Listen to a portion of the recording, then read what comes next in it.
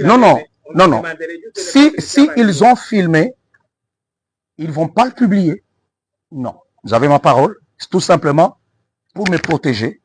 Pour dire parce que les médias québécois aiment trop manipuler. Parce que si on manipule, là nous avons notre... Vous avez le droit.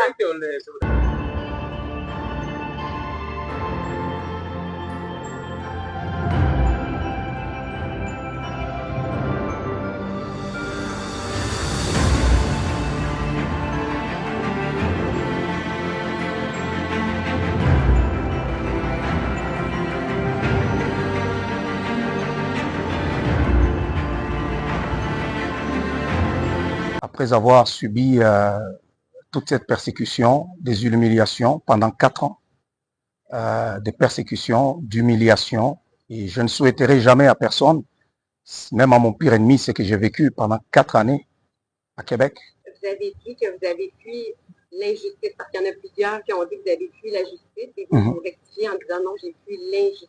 Je fuis l'injustice parce que j'ai respecté tous les processus pendant 4 ans, madame. 4 ans. Si je me sentais coupable, je me voyais coupable dès le début, je pouvais déjà me soustraire à la justice. Mais je ne l'avais jamais fait. Je suis resté là dès les premiers instants où les accusations ont été déposées jusqu'à la fin, lorsque la cour d'appel a rejeté mon appel. En ce moment-là, il y a même quelqu'un d'ailleurs de l'administration de la justice qui m'a dit, jeune homme, la messe est déjà dite, elle est déjà faite. Tu peux te payer tous les meilleurs avocats, même Jésus-Christ. Tu ne t'en sortiras pas. Si tu as l'occasion, sors d'ici. Je ne donnerai jamais son nom, mais il travaille à la cour là-bas de Québec. Alors, j'avais déjà donné à Maître Dominique Bertrand le mandat pour aller jusqu'en Cour suprême. C'est ce que j'allais dire, parce que vous restez des cartes dans votre... Oui, j'avais déjà donné le mandat. On avait déjà discuté et tout était OK. Mais quand il m'a dit ça, c'est là que j'ai compris l'ampleur de la chose, parce que dès le départ, j'ai dénoncé. C'était un déni de justice que j'avais vécu. Parce qu'on m'a accusé des choses qui ne sont jamais passées, qui n'ont jamais existé. On m'a accusé d'un viol qui s'est passé depuis 2001. Or, moi, j'arrive à Québec rien qu'en 2003. Ne fût-ce qu'avec cet élément-là, je pouvais être acquitté ou le procès ne pouvait jamais exister. Juste avec ça. On ne dira pas que c'était une erreur. Non, c'est parce que la soi-disant victime avait meublé le 2001, meublé le 2002, meublé et le 2003. Alors, je crie à chaque fois, je ne suis pas coupable, je suis innocent, je ne suis pas coupable. Mais écoutez, il y a des gens que j'avais déjà énervés, qui voulaient à tout prix ma tête, et quel que soit tout ce que je pouvais dire, je ne pouvais jamais être écouté. Parce que, vous imaginez, tu arrives au Québec en 2003. La personne dit qu'elle a été agressée pour la première fois en 2001. Et personne ne se pose la question pour dire où est la part de la vérité là-bas. Et ce n'est pas seulement ça. Il y a eu 35 contradictions majeures. Vous parlez de ce qui a été déposé à la cour d'appel, les points qui ont été... Non, depuis, lorsqu'on était même dans le procès, même à la cour d'appel, je pense que si on regarde, c'est que la juge, je crois que je peux regarder, j'avais vu d'ailleurs ce matin, je fais été la juge Cotnan, Geneviève, a dit, elle dit, j'estime à ce stade-ci des procédures et sur la foi des informations dont je dispose actuellement, que l'appel n'est pas futile. Et il dit, l'appelant n'a pas à établir que son appel présente des fortes chances de succès, mais uniquement que les motifs d'appel invoqués sont défendables. Sans me prononcer sur le fond de l'appel, l'appelant attaque l'équité du procès et allègue le verdict déraisonnable. Ce moyen d'appel, s'il devait être accueilli, pourrait même amener à un verdict d'acquittement. Et pour remettre en contexte, si je ne me trompe pas, corrigez-moi si je me trompe, mais le jugement-là, c'était la juge... C'est lorsque je cherchais... À être libéré en attendant la suite. Oui, je cherchais à être libéré en attendant la suite. Alors, la juge dit ça. Il y a encore l'autre juge, toujours, lorsque je me suis remis, et puis je devais sortir, en attendant, le juge a dit, écoutez, ce verdict, parce que l'accusé dit même qu'il n'a pas été là lorsqu'il est fait. On n'a jamais tenu compte de ça. Le problème, c'était, il fallait détruire Mukendi. Vous aviez cette impression-là? C'était pas que j'avais cette impression-là, mais c'est la réalité. Parce que, premièrement, on m'accuse. Deuxièmement, madame, en même temps, je me retrouve avec des procès multiples. Il y a Revenu Québec qui débarque. 35 enquêteurs. 35. Un agent de Revenu Québec a même dit, cet arsenal, on ne sort là que pour des gros criminels comme Mambouché. Mais on ne sait pas pourquoi est-ce qu'on nous a demandé de faire ça pour un homme d'église. Il fallait voir les documents, plutôt les matériels avec lesquels ils sont venus. 35 enquêteurs. C'est une opération impressionnante.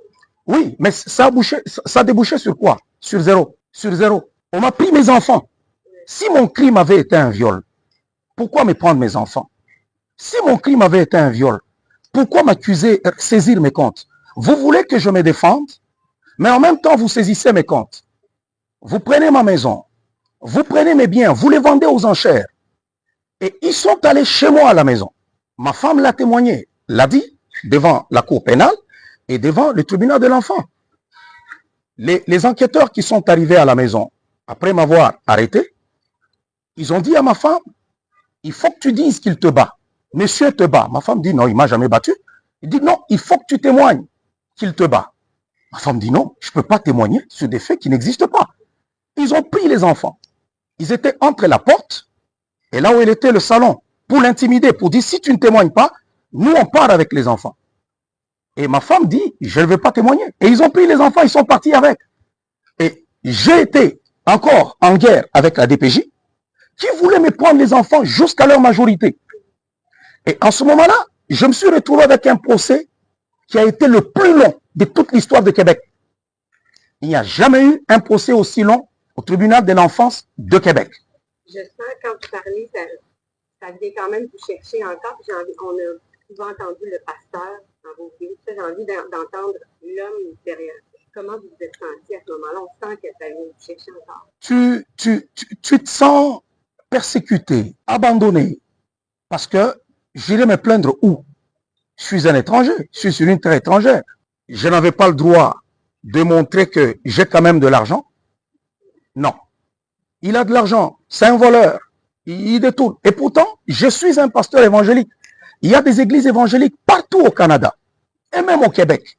Il y a des églises évangéliques, mais on m'a vendu comme un gourou. Et pourtant, je prêche en ligne, je ne me cache pas, je n'ai pas inventé une religion. Ce que je fais, c'est ce que toutes les églises font. Qu'elles soient des églises des immigrants ou des Québécois. On est tous des évangéliques, on a les mêmes valeurs. Vous aviez choisi le Canada, vous avez dit justement, vous avez passé quand même plusieurs années là-bas. Avant que tout ça arrive, quels enjeux, quels problèmes vous avez? Parce que vous avez tenu depuis des propos qu'on peut comprendre, on peut imaginer votre état d'esprit dur quand même envers l'Occident, envers le Canada. J'ai envie de vous demander, avant que tout ça se passe, avant que vous viviez ce procès-là, que vous soyez accusé, comment ça se passait pour vous au Canada comme immigrant? J'étais bien. Oui. J'étais bien. Bon, le racisme au Québec, on le sait quand même, mais tout le monde au Québec n'est pas raciste. Même si je peux être déçu aujourd'hui, ce n'est pas que tout Québécois est méchant et mauvais. Non, c'est une bande de personnes qui en voulaient à ma vie, qui ont voulu détruire ma vie. Mais ce n'est... Je pense que c'est le groupe des homosexuels. Ah oui. C'était ça mon crime, parce que mon ennemi n'a pas de visage, mais je savais d'où cela venait. Parce que moi, je prêche à l'église. Si la Bible me dit que les homosexuels n'ont pas le droit d'hériter le royaume des dieux, vous voulez que je prêche quoi? On ne prêche pas un livre de Darwin. Non, moi je prêche ce qui est écrit dans la Bible. Est-ce que je vais aller prêcher pour dire qu'il faut brûler les homosexuels? Je n'ai jamais prêché comme ça. Mais quand on a parlé dans les médias, parce que les médias étaient à la solde de tout ça, il fallait amplifier la situation.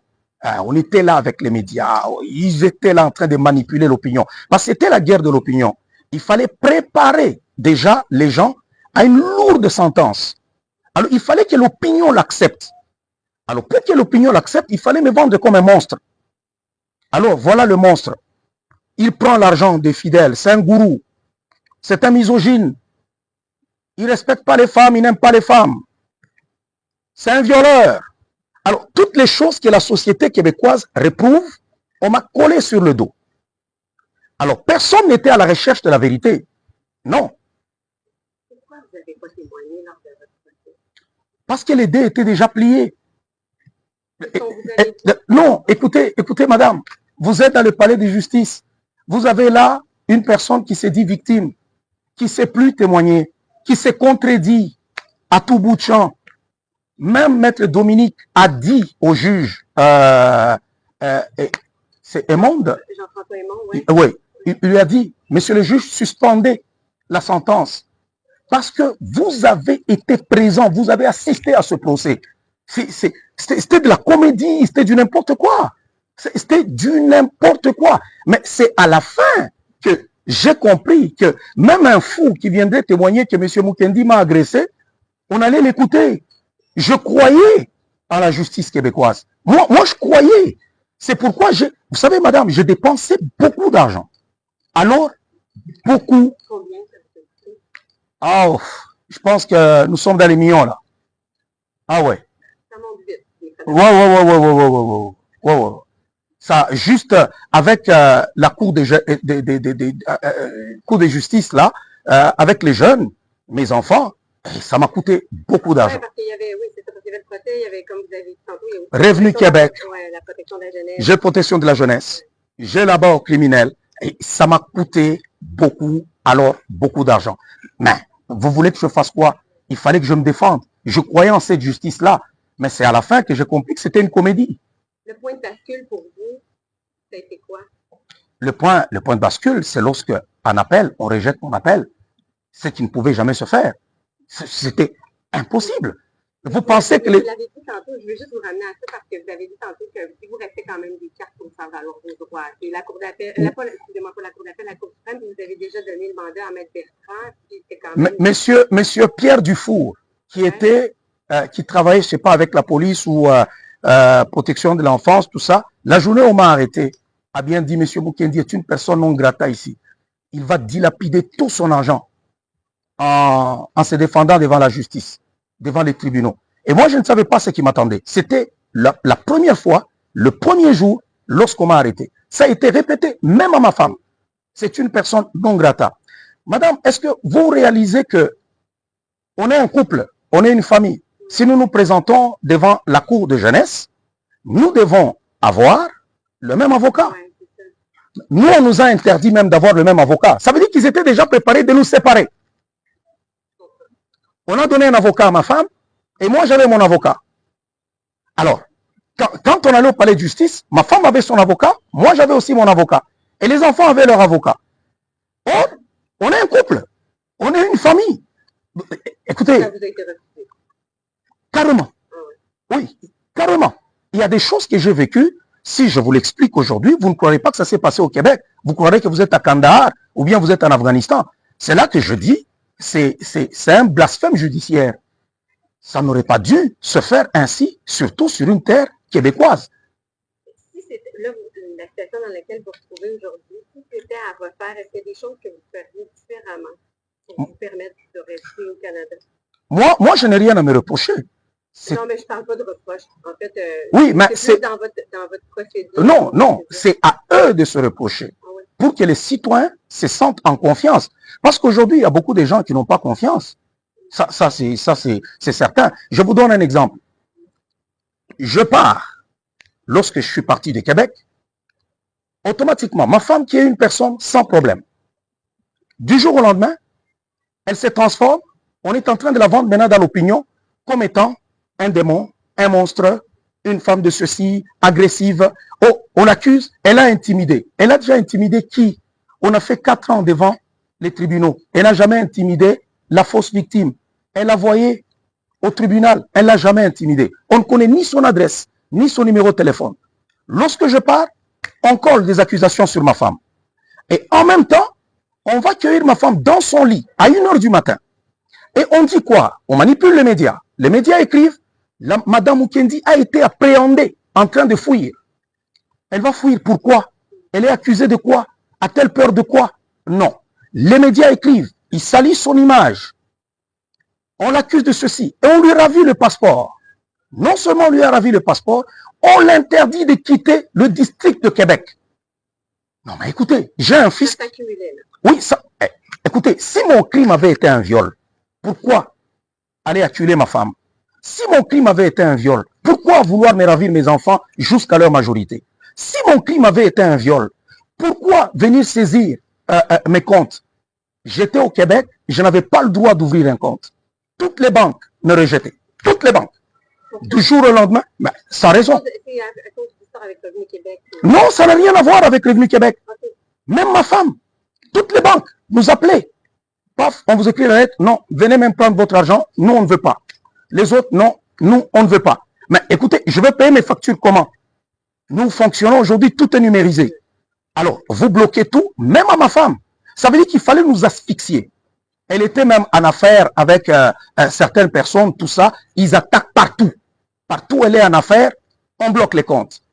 J'ai une question pour vous parce que votre église continue, en fait, continue de diriger votre église à distance. Justement, avec la technologie, ça vous permet de le faire. Pourquoi? Parce que vous semblez en avoir gros sur le cœur envers le Canada. J'ai juste envie de non, pas le Canada. Non, le Canada est un grand pays que je respecte. Mon problème, c'est avec le système judiciaire du Québec. Il y a des gens qui manipulent le système au niveau de Québec. Qui manipulent. Le système judiciaire au Québec est corrompu. Il faut qu'on se dise la vérité. Qu'est-ce qui doit être fait pour corriger ça, selon vous? C'est quoi les solutions? Les solutions, c'est qu'il faut une réforme aussi judiciaire au niveau de Québec. Et parce qu'il y a des gens qui manipulent. Parce que tout ce que j'ai vécu là, ça se sent qu'il y a des gens qui en avaient après moi, qui voulaient me punir, qui voulaient m'écraser, qui voulaient me prouver qu'ils étaient ce qu'ils étaient. Et ils ont utilisé l'appareil de la justice. Vous imaginez que vous êtes endormi, 1h du matin, boum, boum, boum, boum, boum, boum, c'est la police qui débarque. Pour rien. Ils viennent vous embêter. Vous êtes en chemin, on vous conduit, la police est là, elle vous arrête. On vous fait passer 1h du temps. 1 heure. Et vous êtes là, tout ça, donc on vérifie, ainsi de suite. Bon, écoutez, ce qu'il y a à refaire, c'est qu'il faut revoir les choses. Aussi, les médias doivent revoir leur façon d'opérer parce qu'on sent de la partie, des partis pris. Ce sont des gens qui sont à la solde de quelqu'un. Même lors de l'interview, on m'a dit que vous êtes de Radio-Canada. Je me dis même, est-ce que Radio-Canada peut-il dire quelque chose de bien pour moi? Donc, pourquoi vous acceptez de nous parler? J'ai accepté de vous parler parce qu'il y a beaucoup de gens qui ont demandé d'ailleurs. Je n'ai pas accepté. Je n'ai jamais donné d'interview. Il y en a beaucoup qui ont écrit des chaînes au niveau de Québec. Mais à un moment donné, je dis bon, ils l'ont demandé, ça va. On peut leur accorder cette interview. Pourquoi nous? Je ne sais pas. Et pourtant, vous êtes les personnes qui me salissent le plus. Je ne sais pas. Ben, en fait, je sais, pour avoir parlé avec votre attaché de presse, je sais qu'elle m'a dit. Donc, pour ça que je me demande pourquoi vous l'acceptez. Je ne sais pas, peut-être que Dieu l'a voulu ainsi, parce que le problème qui est là, c'est que j'ai toujours vécu au niveau de Québec pendant toutes ces années. Et j'ai aimé le sol québécois. J'ai été, je me sentais beaucoup plus québécois. D'ailleurs, dans le monde évangélique, qui est de milieu religieux, il n'y a personne qui a vendu mieux le Québec que moi. J'étais le plus suivi dans les réseaux sociaux, tout ça, dans le monde évangélique, c'était moi. Il n'y avait personne qui était suivi comme moi dans le monde évangélique. Ben. D'ailleurs, vous parlez du Québec, puis je sais, vous en avez parlé aussi à quelques reprises que ben, vous aviez l'intention peut-être de tourner à quelques moments. Là, je pense que la dernière fois, en 2023, vous avez fait référence à ça. C'est quoi, à ce jour-là, c'est quoi vos plans? Est-ce que vous aimeriez toujours écouter? Je me sens tellement bien chez nous. Vous savez, le climat est beau. C'est beau. On dirait qu'Adam et Ève ont été créés en Afrique. Si un jour je dois y retourner, ils doivent arranger, ils doivent réparer cette injustice. Ouais. Ils doivent réparer cette injustice. Ce n'est pas sérieux et on ne peut pas s'attaquer à un seul individu avec tout ça. C'était pour me pousser au suicide ou à un arrêt cardiaque. Ils n'ont pas réussi à me détruire. Et même si vous êtes venu aujourd'hui, ce n'est pas parce que ma tête vous plaît, mais c'est tout simplement parce que c'est un monsieur qu'on a cherché à détruire, mais qu'on n'a pas réussi à détruire. Nous, on cherche tout à comprendre, je vous dirais. Je comprends votre point de vue, mais on cherche tout à comprendre parce que vous n'êtes pas le seul à critiquer le système de justice. Et d'ailleurs, bon, vous avez ici le Canada, vous n'êtes pas le seul qui retourner dans votre pays d'origine. Il y en a d'autres qui l'ont fait après avoir été accusé, reconnu coupable parfois au Canada. Donc, on veut comprendre. Si j'avais été coupable, si je me sentais coupable, j'aurais pu me soustraire à la justice depuis très longtemps. Je n'allais pas engager autant de dépenses. Non, j'avais tout le temps. Parce que quand ils sont venus la première fois, c'était au mois de juin. J'avais mon passeport, madame. Ils m'ont dit, tu vas comparaître en septembre. J'avais mon passeport. J'ai même fait des voyages. Je suis sorti et j'étais là, présent, pour me présenter en septembre. Mais là, vous l'avez dit. Non, ils m'ont dit, ne venez plus, il n'y aura rien, ainsi de suite. Et puis, en octobre, je crois que c'était le 2 octobre, ils tombent sur moi, avec tout ce qu'ils ont créé. Et là, vous avez été arrêté. C'est là qu'on m'a arrêté. Quand mon avocat est venu pour demander ma libération conditionnelle, la seule chose qu'il m'a dit, il m'a dit, ça fait 26 ans que je fais ce métier. Je n'ai jamais vu ça, monsieur. Je ne sais pas qui vous avez provoqué. Je ne sais pas qu'est-ce que vous avez fait. Mais ça fait 26 ans que je fais ce métier, mais je n'ai jamais vu ça. Vos enfants, il ne m'avait pas dit ça lorsque j'étais au poste de police. Il dit, je ne voulais pas vous inquiéter. Vos enfants ont été arrachés. Il y a aussi certains enfants des membres de votre église qui ont été arrachés, et ainsi de suite. Et ils se sont donné le luxe de dire aux gens, vous pouvez aller prier partout, mais pour qu'on vous retourne vos enfants, quittez cette église-là. Écoutez. Ça veut dire qu'en fait, à ce moment-là, vous parlez de Maître Bertrand, votre avocat. Oui, parce qu'il travaillait avec c'est Maître Côté. Il y avait aussi Maître Côté. Oui, il y avait d'autres avocats au cabinet de Bertrand. D'ailleurs, c'est une grande alliée pour vous. Vous avez, on l'a vu dans votre jeu. Comment vous avez réagi quand vous avez vu qu'elle s'était retirée de votre dossier? Bon, je ne lui en... Oui, mais je ne lui en veux pas. Elle a une carrière, il fallait qu'elle sauve aussi sa carrière. Deuxièmement, je n'étais plus là. J'étais déjà parti. Je ne sais pas comment est-ce que vous jugez ça juridiquement là-bas. C'est pour cela qu'elle était obligée de se soustraire. Mais ce sont eux qui ont défendu ma femme lorsqu'elle s'est présentée aussi devant la justice. Vous n'êtes pas sans savoir que votre histoire est quand même un peu spectaculaire, un peu fascinante, dans le sens où il y a plein de gens qui se posent des questions sur la façon dont vous avez quitté le Canada. Je ne peux pas ne pas vous demander, de poser la question, comment?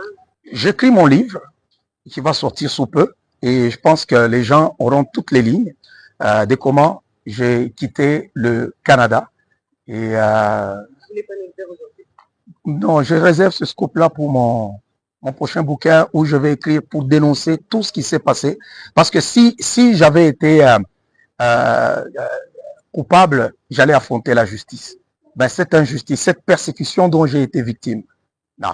Quand il va sortir celui-là? D'ici là, parce que tout est déjà prêt, sauf que j'attends seulement les bons moments. Chaque fois, je me rappelle parce que c'est beaucoup d'événements qui sont beaucoup... Donc, le processus d'écriture est en cours, c'est ce que je comprends. Ouais. Okay, vous n'avez pas terminé encore. J'ai déjà presque fini. Okay. J'ajoute seulement des éléments. Quand je me rappelle de tel élément, je me rappelle de tel élément et j'essaie un peu d'ajouter à gauche et à droite. Votre église, je sais qu'encore, vous dirigez encore votre église, j'ai envie de vous demander pourquoi vous continuez à faire des affaires au Canada. Il y a des pasteurs quand même à l'église. Je suis le représentant du ministère Paul Mukendi. Parce qu'il ne faut pas confondre le ministère Paul Mukendi et confondre le centre évangélique Parole de Vie. Le centre évangélique Parole de Vie, c'est une église qui a des pasteurs. Ça, c'est intéressant, oui, que nous, parce que c'est un monde que peut-être nos téléspectateurs ne connaissent pas très bien, parce qu'au Canada, c'est moins dans... Il y en a de plus en plus, mais c'est moins dans la culture. Donc, justement, peut-être, oui, expliquer le fonctionnement, c'est la différence entre le ministère Paul Mukendi et le centre évangélique. Oui, le centre évangélique, c'est une église locale. Ouais, cette église a des responsables. Il peut y avoir un pasteur qui dirige l'église locale. Mais tandis que le ministère Paul Mukendi, c'est un ministère qui est beaucoup plus international. Je suis dans beaucoup de pays. J'ai plus de 400 000 personnes qui sont membres de mon ministère. Et là, en ce moment-là, c'est moi qui suis le premier responsable. Mais les églises qui sont implantées, que ce soit à Kinshasa, que ce soit au Québec, j'ai des paroisses en Côte d'Ivoire, en Guadeloupe, que ce soit aux États-Unis, en France, partout là-bas. Là, il y a des pasteurs qui les dirigent. J'avais vu récemment le service de police de la Ville de Québec a publié une liste de criminels recherchés. Vous en faites partie. Comment vous avez réagi quand vous avez vu? Vous m'apprenez? Ah, ben parce que Mme Lepage avait fait référence à ça lors de notre discussion. Je pensais que vous étiez au courant. Non, Ils ont publié, c'est comme je vais vous mettre en contexte, là, ils ont annoncé, on a vu ça la semaine dernière, là, ils ont annoncé la création d'un nouveau poste, un coordonnateur pour... ils vont aller trouver qui? Là, sur la liste, je la sais pas par cœur. Non, je dis, ils vont aller chercher qui? Ça, c'est peut-être pour aller bluffer devant l'opinion. Que les États-Unis aillent d'abord récupérer Edward Snowden là-bas en Russie. Je suis chez moi, je suis dans mon pays. Et je pense qu'ils peuvent nommer qui ils voudront. Moi, je suis chez moi. Je suis dans mon pays. Mais de savoir que vous êtes sur la liste là, de personnes recherchées, bon, encore, et tout ça, comment vous réagissez à ça? Bon, ça, je peux pas dire que ça peut me faire quelque chose. Je suis habitué comme salisse au Québec. Oui, je suis habitué, je suis blindé contre ça. Ça, je suis habitué, ça faisait 4 ans. C'est depuis 2017 jusqu'à aujourd'hui, ça fait maintenant 7 ans, où chaque fois qu'on écrit, on n'a jamais écrit quelque chose de positif. Moi, je n'ai pas de qualité, je n'ai pas de bonnes choses. Je suis le diable incarné, le démon, le monstre. C'est comme ça qu'on me dépeint dans la presse québécoise. Je ne mérite rien, je ne mérite pas porter quelque chose de bien, je ne mérite pas une belle maison, je ne mérite pas une belle voiture. Écoutez, je ne mérite rien de bon. Qu'est-ce que ça implique pour vous d'être ici en République démocratique du Congo depuis, en fait, là, après avoir quitté le Canada? Qu'est-ce que ça implique? J'imagine que ça a des impacts, des conséquences. Vous ne pouvez pas non plus aller n'importe où, donc est-ce que vous êtes... Ne pas aller n'importe où, ça veut dire? Dans d'autres pays. Est-ce que vous vous sentez libre? Non, non, non. Il y a beaucoup de pays où je peux aller, hein. Beaucoup. Il y en a beaucoup. Par exemple, à titre seulement d'exemple, la Russie, je peux aller en Russie. Il y a beaucoup de pays où je peux aller. Beaucoup. Le monde. Avez-vous l'intention d'y aller? De voyager? Voyager, peut-être que vous serez surpris si je vous dis que des fois je suis dans certains pays. Vous serez surpris. Aujourd'hui, je ne mets pas...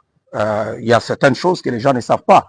Peut-être que je ne peux pas aller aux États-Unis pour l'instant, ou peut-être en France, et ainsi de suite. Mais dorénavant, parce que j'ai porté cette affaire devant les instances internationales. C'est ce que j'allais vous demander. Vous avez dit à un moment donné que vous faisiez des démarches. Ouais. Où en sont ces démarches-là? C'est en cours. C'est en cours. Ouais, c'est en cours. Parce que partout... C'est quoi? Mon objectif, c'est que, écoutez, que la vérité soit établie. Que j'ai été victime d'une persécution et d'être déni de justice. C'est ça l'objectif. Donc moi, je ne suis pas quelqu'un qui baisse les bras. Non. Pour l'instant, tout simplement, ce qui s'est passé au Québec, pour moi, bon,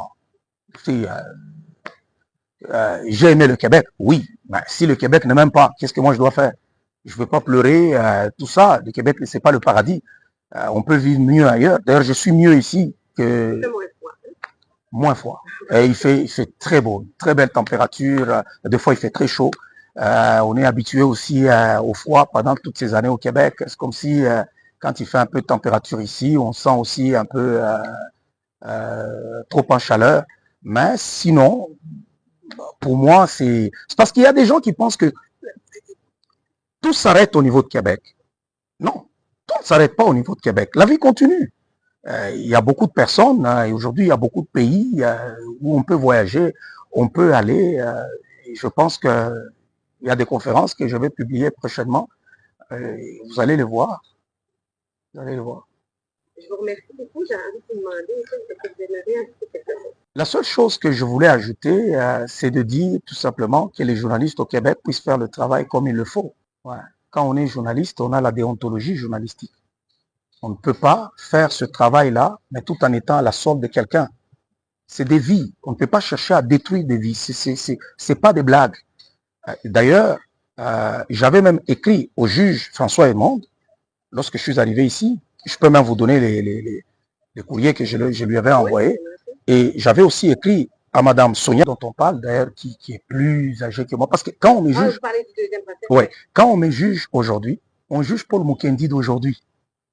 Mais si on retourne dans le passé, c'est un jeune homme pauvre, qui n'a pas l'argent, qui n'a pas de moyens. Parce que quand on me juge, on veut juger l'homme que je suis aujourd'hui. L'homme que je suis aujourd'hui, qui a réussi sa vie, qui est ceci, ben, l'homme qui venait d'arriver au Québec, ce n'est pas le même homme qui vous parle aujourd'hui. Non. Et la femme dont il est question, plus vieille que moi, madame, je ne sais pas si c'est de 15 ans, si c'est de 17 ans, et ainsi de suite. Il y a des hommes, des fois, qui aiment les femmes. Non, non, non, non, non, non, non, non. Je vous taquine. Oui. Là, il y a quand même les preuves pour dire de force, parce que tu ne débarques pas dans un pays, et puis, automatiquement, parce que là aussi, il y avait erreur. Parce que la personne s'est dit que non, on l'a violé en 2008, pendant qu'en 2008, il n'était même pas membre de l'église, ainsi de suite. Je ne sais pas comment ils ont fait leurs histoires. Donc, c'est des personnes qui se connaissent.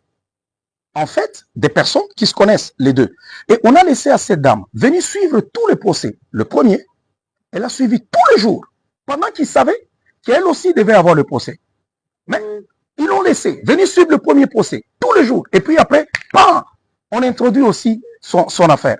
Or, moi, j'avais déjà porté plainte avant pour harcèlement. Et quand j'arrive devant la cour, je dis, j'avais déjà porté plainte pour l'affaire de ces dames-là. Tout ma plainte, mes affaires disparaissent. Il n'y a il n'y a pas eu de suite à cette plainte-là?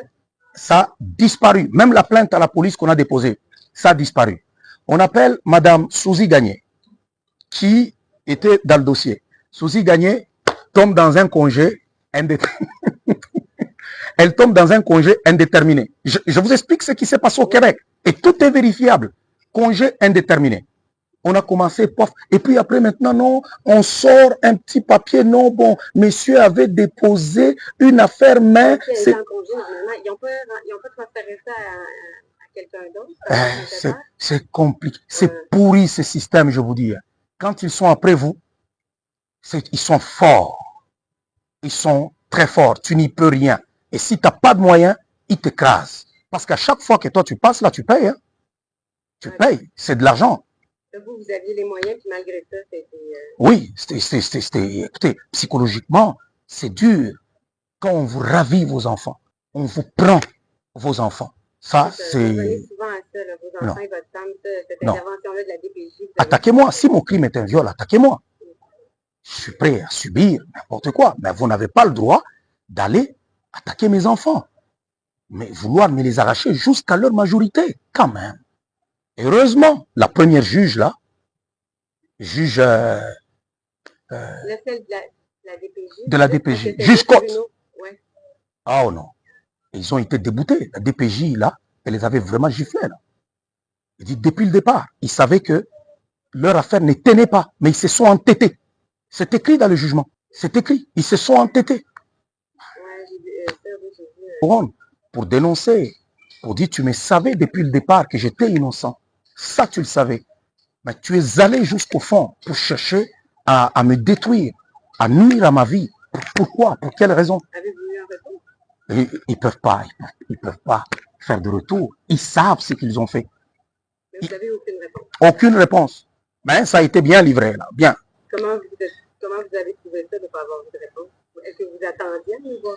Non. Je savais qu'ils n'allaient pas répondre. Je savais. Vous avez besoin de s'exprimer. Ouais, il fallait que je m'exprime. Sinon, si c'était par vengeance, j'allais envoyer ça dans les médias. Mais je ne l'avais pas fait. Je leur ai envoyé, je leur ai écrit. Les deux individus impliqués. Je dis, quand tu es juge, tu dois être capable de lire le droit. Mais lorsque tu es juge et que tu n'es pas capable de lire le droit, et tu fais de la comédie et c'est pas ça de la justice. Vous n'avez pas interpellé les juges de la cour d'appel, par contre? Bon, moi je dis que ce sont des aventuriers. Ouais, c'est vraiment 3 aventuriers. Vraiment 3 aventuriers. On ne peut pas faire ça. On ne peut pas faire ça à un être humain. Je leur ai demandé, soit vous m'acquittez, ou soit on refait le procès. Qu'est-ce qui était difficile? Si quelqu'un dit que vous l'avez agressé, mais il faut qu'il vienne avec des preuves. Pendant 14 ans, madame, sans témoin, sans personne. Pendant 14 ans, sans témoin, il n'y a jamais eu personne pour corroborer. Et la cerise sur le gâteau, c'est qui jette le discrédit sur le système de justice québécois. La mère de la fausse victime, après que j'ai quitté le Canada, passe sur les réseaux sociaux. Jusqu'aujourd'hui, son témoignage est là. Elle dit, c'est moi qui ai donné ce témoignage-là à ma fille. Il n'a jamais agressé ma fille. Et elle le dit. Parce qu'elle savait que jusqu'à ses 18 ans, sa mère faisait des attouchements sur sa fille pour savoir si elle était vierge.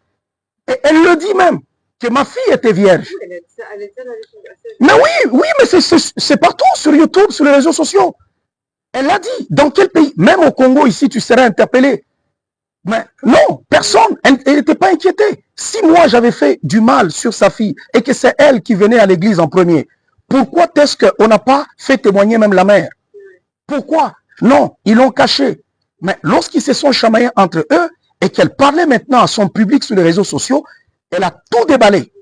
Donc, il suffit seulement que le procureur, si on a le sens de la justice, d'aller se saisir de ça, mais écoutez, ils doivent passer en justice pour aller s'expliquer. Ils ont vu un homme, un père de famille. J'ai ma réputation et je suis une personnalité publique. On a traîné dans la boue mon nom, ma dignité. Et pourtant, ils étaient en train de s'amuser. Elle le dit. Elle le dit. Allez faire de recherche, vous allez voir ça. Et j'imagine que les lettres dont vous parlez qui ont été envoyées, on peut passer par Mme Lepage pour demander, par exemple, quand vous nous offrez de... Oui. Intéressant. Vous pouvez nous fournir, on va vous les acheminer et puis vous allez le voir. Tout ce qui s'est passé avec moi, ça a été compliqué. Ce qui m'a fait moi le plus mal, j'étais prêt à encaisser, c'est quand j'ai vu qu'ils se sont attaqués à ma femme. Ça, ouais. Là, je me suis dit, on ne peut pas aller aussi loin et vouloir crier que nous avons un système de justice qui est meilleur. Ah, là-bas en Afrique, ce n'est pas bon. Là-bas, en Afghanistan, ce n'est pas bon. Mais pendant que vous traitez les gens de la même manière, vous faites pire. Donc, en fait, c'est une démocratie médiatique qui est des façades. Mais en réalité, c'est une pensée unique. Tu ne peux pas émettre ton opinion. Si tu vas en dehors de ça, on attaque. J'ai prêché dans l'église, j'ai dit, la Bible dit que que la femme soit soumise à son mari. C'est ce qui est écrit. Le lendemain matin, la presse prend. Le révérend Paul Mukendi dit que les hommes sont supérieurs aux femmes. Vous comprenez la différence? La Bible dit, femmes, soyez soumises à vos maris. Mais quand le journaliste parle, non, il a dit que les hommes sont supérieurs aux femmes. C'est différent là. Et ils viennent, ils sont devant l'église, ils sont en train de faire leur reportage. Un de fidèles de l'église a vu l'un des journalistes qui faisait le reportage de TVA. Il le suit, il dit, mais écoutez, ce que vous êtes en train de dire, ce n'est pas vrai. Vous savez que ce n'est pas ce qu'il a voulu dire. Et le journaliste lui répond, on m'a demandé de couvrir ça comme ça. Je suis désolé. Donc, ça a alimenté votre méfiance envers les médias. Oui, mais écoutez, on n'a jamais écrit. C'est un événement parmi tant d'autres. Est-ce que, madame, vous êtes venu dire, on veut vous écouter. Oui. Il n'y a aucun journaliste, depuis que j'étais là au Québec, qui est venu pour dire, pourquoi cet homme crie, ça fait 4 ans que je suis innocent. On a dit là qu'il n'était pas là. Maître Dominique dit devant la cour, on l'accuse pour des faits dont il n'était même pas encore arrivé sur les sols québécois. Donc ça veut dire qu'il a violé par télépathie. J'ai une cicatrice. Si la personne dit qu'il m'a fait des fellations, permettez-moi l'expression, il a fait ceci, tout ça. J'ai une cicatrice d'opération. Bon, elle n'a jamais vu ça. Je prends même les preuves que j'amène. Ça veut dire que vous m'accusez d'agression sexuelle, vous n'avez aucun témoin, vous ne pouvez pas prouver cela, et maintenant la justice me demande à moi de fournir les preuves que l'agression n'a jamais eu lieu. Donc, je me retrouve devant la justice et je dois prouver que ça n'a jamais eu lieu. C'est comme aujourd'hui. Vous venez ici, nous sommes au mois de décembre. Vous quittez ici, après, vous voulez vous retourner chez vous, on vous interpelle. Non, madame, vous avez tué quelqu'un en cet immeuble-là où vous êtes allé interviewer le révérend Paul Mukendi. Vous dites, mais écoutez, j'ai tué ça quand? Non, vous l'avez tué au mois de janvier. Vous dites, mais au mois de janvier, je n'ai jamais foulé le sol congolais. Mais qu'est-ce qui se passe? Non, c'était au mois de janvier. Et là, ce n'est pas l'erreur, parce qu'on dit, non, au mois de janvier, dès vous êtes sorti de là, vous êtes allé à tel hôtel, vous êtes rentré. Et au mois de mars, il y a eu ceci. Vous dites, mais au mois de mars, je n'avais jamais été là. Non, vous étiez là. Et puis, ça s'est passé au mois de juillet. Il y a eu ceci, cela. Vous dites, mais, monsieur, je suis arrivé là en décembre. Moi, je n'étais pas là, ni en janvier, ni au mois de mars, ni au mois de septembre. Je n'avais pas été là. On vous prend, on vous jette en prison. Et vous trouvez l'occasion de vous éclipser. Vous quittez la République démocratique du Congo. Vous vous en retournez au Canada. Et on va dire quoi? Vous allez vivre avec une charge sur la conscience? Vous aurez honte d'avoir fouillé cette justice? Non. Vous serez libre, à l'aise. Et par contre, vous serez en colère envers ces voyous-là. Vous direz, c'est vraiment des délinquants.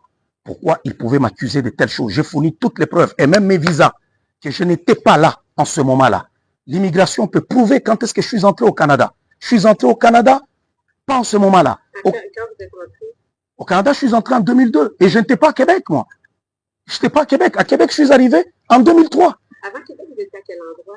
J'étais en Alberta. En Alberta, oui, dans l'Ouest. Oui, j'étais en Alberta. Et là, j'arrive au Canada, c'était en juillet 2002.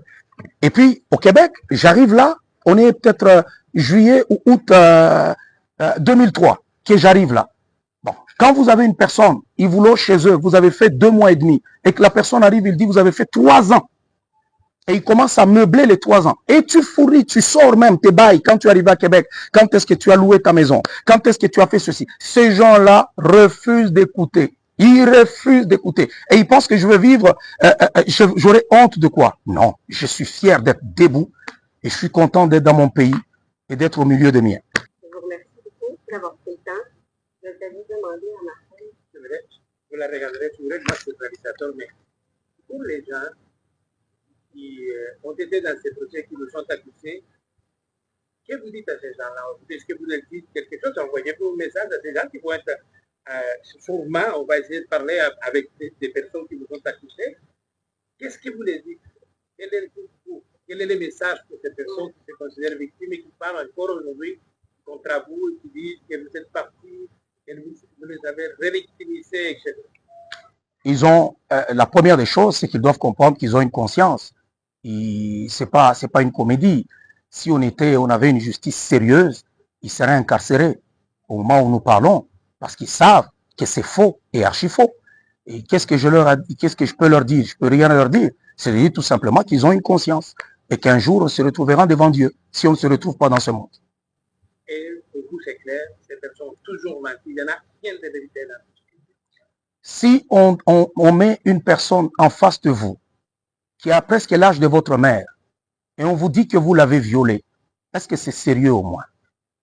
Est-ce que c'est au moins sérieux? Si une personne disait que vous l'avez violée à l'âge de 14 ans, pendant qu'à 14 ans, vous ne l'avez jamais connue, vous n'étiez ni au Québec, ni sur le sol québécois, ni à ses 14 ans, ni à ses 15 ans, vous ne l'avez jamais connue. Mais vous voulez que j'accepte quoi? Ça n'a jamais existé. Mais ça aurait été bon de vous entendre devant le tribunal. Par contre, je vous écoute, là, je sais que ces contradictions-là ont été présentées devant la Cour d'appel, entre autres, et tout, mais j'ai été préparé à témoigner. Pour votre témoignage. Oui, pour mon témoignage. Il y avait même, on a fait 2 fois, deux procès fictifs hein, dans le cabinet. Tout ça, j'ai été très bien préparé pour témoigner. Et j'étais prêt à témoigner. Mais quand on arrive devant le tribunal, vous voyez que la personne n'est que de contradiction en contradiction, jusqu'à ce qu'on dise, bon, monsieur le juge, tout ça, ils avaient que le seul témoin pour Revenu Québec, le seul témoin au tribunal de l'enfance, le même témoin, c'est le même témoin qui circulait. Alors, aujourd'hui, il dit ça, demain, c'est ceci, demain, et à chaque fois, il y avait le refrain que mon avocat disait, lequel de ces 3 ou de ces 4 versions est la vérité? Dites-nous au moins la vérité. Alors, non. Déjà, le doute raisonnable était là. Madame, imaginez-vous, je viens de vous donner un exemple. On vous accuse de meurtre dans ce bâtiment pendant que vous n'avez pas été là. Écoutez, vous n'avez plus besoin d'ouvrir votre bouche pour témoigner. Tout le monde sait que c'est faux. Tout le monde sait que c'est faux. Vous n'avez pas besoin d'ouvrir votre bouche. C'est à eux de prouver que les faits se sont produits ou se sont produits ou ne sont pas produits. Parce que c'est eux qui ont apporté le fardeau de la preuve, réside sur leurs épaules. Ce n'était pas à moi de prouver, c'est à eux de prouver. Ils n'ont prouvé en rien, ils n'ont amené aucun témoin, aucun, pour corroborer le fait, aucun. Et j'ai été condamné, j'ai été jugé coupable sans aucun, c'est comment on dit ça encore, au-delà de tout doute raisonnable. Au-delà de tout doute raisonnable. Pendant qu'en 2001, je n'étais pas au Canada, en 2002, je n'étais pas là, mais on t'accuse au-delà de tout doute raisonnable. C'est pour ça que je vous demandais tantôt s'il y a quelque chose que vous auriez fait différemment, parce que, par exemple, c'est une décision qu'un accusé peut prendre, de choisir un procès devant le juge seul ou devant jury. Là, c'est devant jury. Donc, c'est ce genre de décision-là. Je me Ah, demandais dans votre parcours, vous me rappelez d'abord quelque chose. Non, le terrain était déjà miné. Même si j'étais devant juge vous n'auriez seul, pas fait différent. même si j'étais devant juge seul, regardez même, j'étais devant juré. Mais le juge Raymond, après, il a fait son jugement comme si j'étais juste devant lui. Il a écrit tout ça, il s'est fait Vous parlez une du partie. deuxième procès qui a eu lieu en votre absence ou Non, non, non, non, non, non. le premier? Le premier procès, le juge Raymond, quand il a fait son jugement, là, Ouais. ouais, écoutez, c'est comme si, La peine, oui, c'est comme si j'étais devant un juge seul. Et j'allais dire, bon, mon idée, c'était quoi, je parlais encore? Ben, je vous demandais si vous auriez pris une décision différente devant le juge seul ou Voilà. devant le jury. On est devant le jury, on écoute, et à la fin, le jugement sort une affaire qu'on appelle arbre décisionnel. Il ne laisse pas les jurés aller décider d'eux-mêmes. Il crée une affaire. Sur cette affaire-là, c'est tellement mélange. Madame, allez chercher ça. Vous pouvez appeler M. Dominique pour lui dire, donnez-moi un peu le truc là décisionnel ouais, du juge, qu'on vous donne cette affaire. Ça veut dire que même si tu n'es pas coupable, tu sortiras coupable. C'est comme si je dis, madame, vous appelez par exemple madame Boucher. Votre grand-père s'appelle Boucher. Votre père s'appelle Boucher. Vous-même, vous êtes madame Boucher. Et puis je demande, de qui madame Boucher est-elle fille? Bah, écoutez, on dira au messieurs là-bas. Donc, il a fait l'arbre décisionnel pour les aider à faire leur choix. Donc, c'est comme un graphique.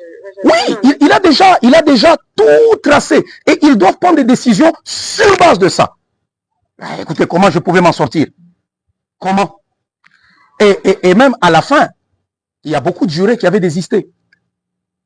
Ils n'étaient pas là. Ils n'étaient plus à 12. Non.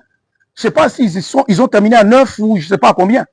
Normalement, je vais vérifier parce que normalement, il faut qu'il remplace là, quand Non, il n'était pas remplacé. Il n'était pas remplacé. Okay. Ouais. Non, je vais vérifier. Ouais. Il n'était pas remplacé. Non, ça vient. J'aimerais juste une seule chose et je profite parce qu'on enregistre.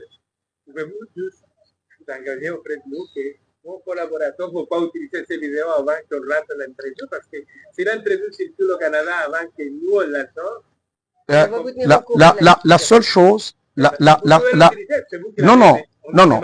Si ils ont filmé, ils ne vont pas le publier. Non. Vous avez ma parole. C'est tout simplement pour me protéger. Pour dire parce que les médias québécois aiment trop manipuler. Parce que si on manipule, là nous avons notre... mais sinon, ils vont pas le publier. Ça, soyez-en sûrs, ils vont pas le publier. Ouais. Et nous, on va, de toute façon, on va informer Mme Lepage lorsqu'on va s'approcher de la discussion. On va vous tenir au courant quand on va avoir une meilleure idée. Là, on va vous tenir au courant. Ouais. Sinon, je vous remercie beaucoup. Je vous remercie aussi. Pouvez-vous rester juste une minute pour faire une image de contact là? Okay. Ouais, c'est pour faciliter le montage. Donc, on ne voulez pas vous embêter avec 3 caméras.